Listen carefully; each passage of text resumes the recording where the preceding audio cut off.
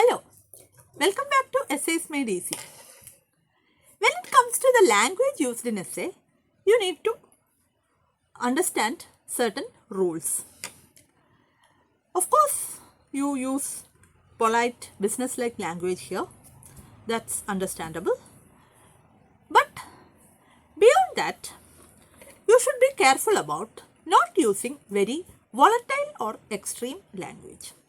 I'm not talking about using bad words here, but that emotion part.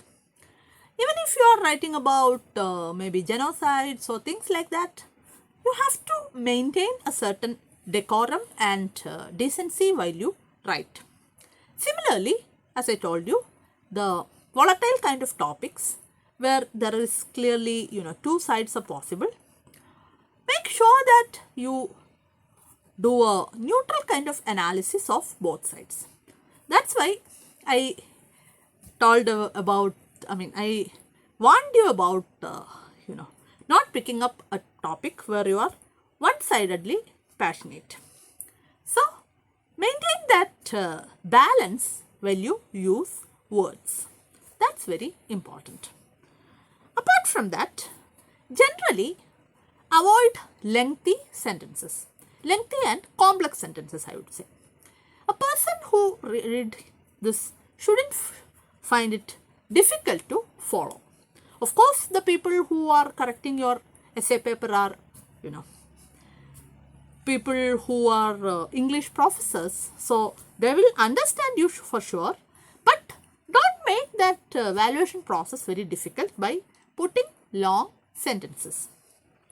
Then I would say that when you come up with examples, don't write, very obscure kind of ideas. Try to stick to things which are in the public domain. Things where only a person from a particular background can follow. You better avoid. Anything, of course, when you write about science and other kind of things, a little bit of technological stuff keeps coming up. That's kind of fine. And nowadays, people can always Google and cross-check. But still, don't come up with too minute or specialized kind of knowledge. That may not be very appreciated. Similarly, in terms of originality, don't come up with very obscure kind of ideas also. I still remember one person, when there was a question on child labor, this person totally misunderstood the concept, and he thought that child labor, that means giving some kind of work to the children, is a good idea to cultivate a culture of independence in them. But obviously that's not what we call as child labor, which is actually a kind of a crime only. Something which violates the law. So, such kind of individual interpretations and strange ideas better be avoided. Then, when it comes to language, it's better to avoid too much of cliched kind of things. For example, whenever we talk about sustainability, people talk about Gandhiji's quote on, there is enough for your needs but not for your greeds. So, such kind of things are way too cliched. So, when it comes to quotes and things, you better avoid all these overused kind of stuff. That's why it's important that you should have a set of real life examples and stories and things like that in your, in your bag, so that you could use them. The more original you are, the more you read, you will be able to get access to more such kind of interesting information, and you can put them into use rather than sticking to some cliched thing. So, that's another tip I could generally suggest. Then I would say that, when you write about, generally about anything, don't give a parochial kind of a feeling. Like being too patriotical, the promoting of Indian culture and saying that all other cultures in the world are not good.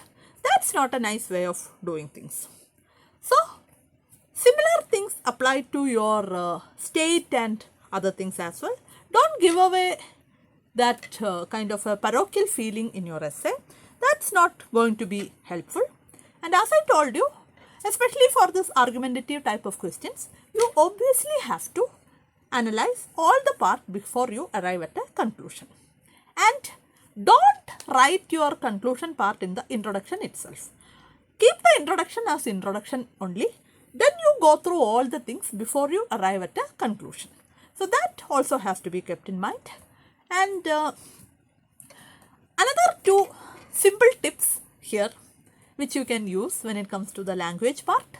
One is to have a set of synonyms ready, especially for something like create. You could say create, you could say make, you could say develop.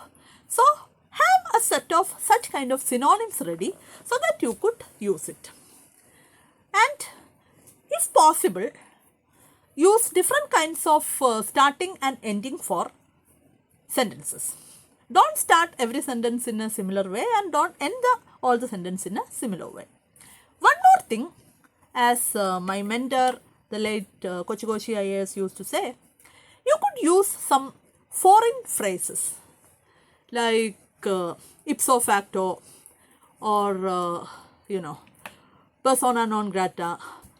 The other European phrases which are used by the English elites when they use the language.